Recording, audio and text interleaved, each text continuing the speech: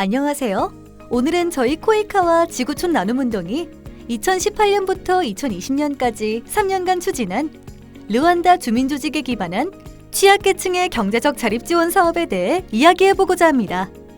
어떤 배경에서 이 사업이 시작되었는지, 어떤 사업인지, 그리고 사업의 성과와 이 사업을 통해 저희가 무엇을 배웠는지 살펴보도록 하겠습니다. 여러분, 아프리카의 스위스 르완다를 알고 계신가요? 르완다는 녹색의 작은 언덕들이 빼곡하게 자리 잡아 1000개의 언덕의 나라라고 불릴 만큼 아름다운 자연경관을 자랑하고 있습니다. 이러한 환경을 기반으로 르완다 국민의 70%는 농업에 종사하고 있으며 이는 르완다 GDP의 30% 이상을 차지하는 핵심 산업입니다.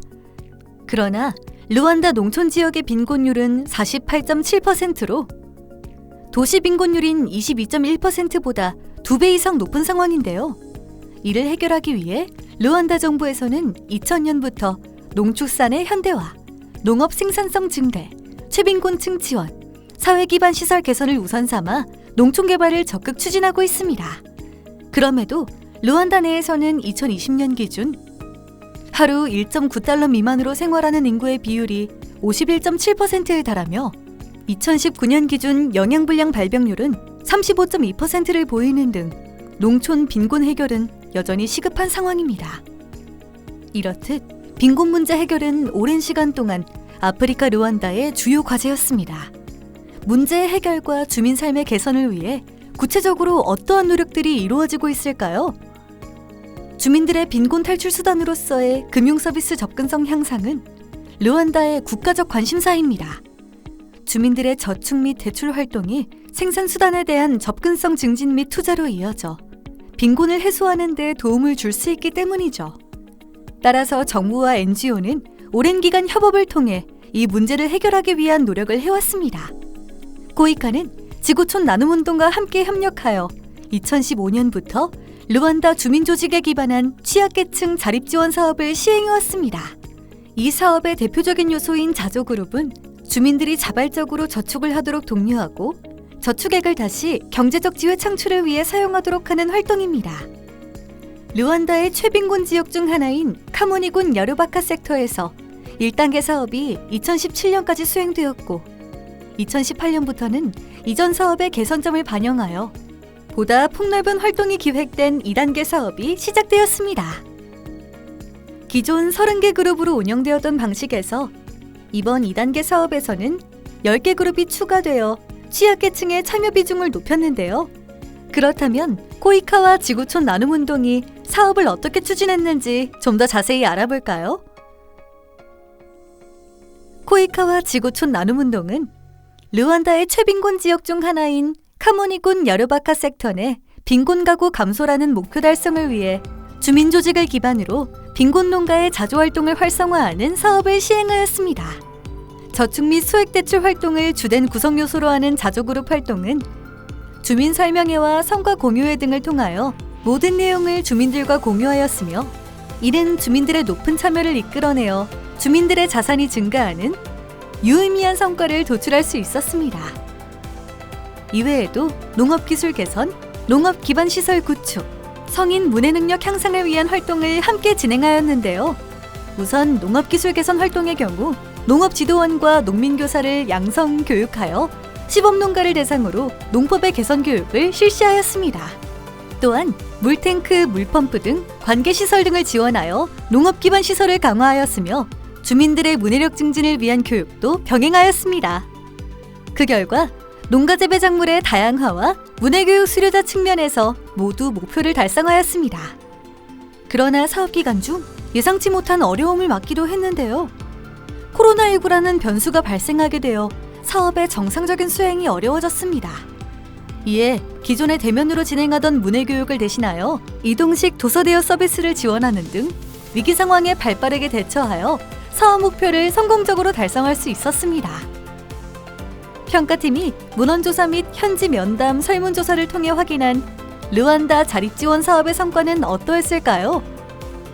자조그룹 그룹 목표 달성률, 자조그룹 초기 구성원 유지율, 저축 목표를 달성한 참여자 수 등 사업 성과 지표의 대부분을 초과 달성하였습니다.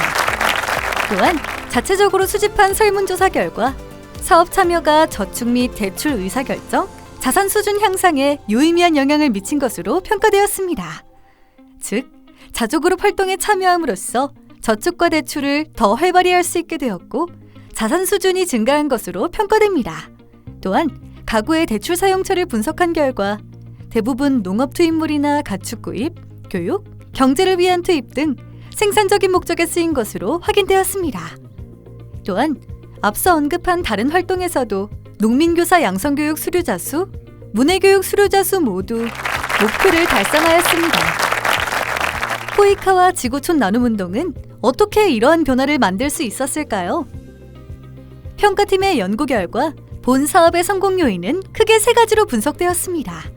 첫째, 자조그룹 참여 유도를 위해 지구촌 나눔운동은 지역 내에서 자조그룹 성과 공유회를 총 17회 개최하였으며 초기 구성원 유지율이 97.5%에 이릅니다. 사업의 필요성과 진행사항을 지역 주민들과 정기적으로 공유한 것이 사업의 지속 가능성에 긍정적인 영향을 주었을 것으로 평가됩니다. 둘째, 지구촌 나눔운동은 1단계 사업을 통해 사업 대상지의 낮은 문해율이 주민조직 참여의 저해 요인이 된다는 것을 파악하였고 이전 사업의 교훈을 토대로 2단계 사업에 문해교육 활동을 투입함으로써 진단된 문제를 해결하고자 노력하였습니다. 즉, 참여 저해 요인을 극복하기 위하여 사업 구성 요소를 유기적으로 구성함으로써 주민의 사업 참여 의지를 증진하였다고 할 수 있습니다.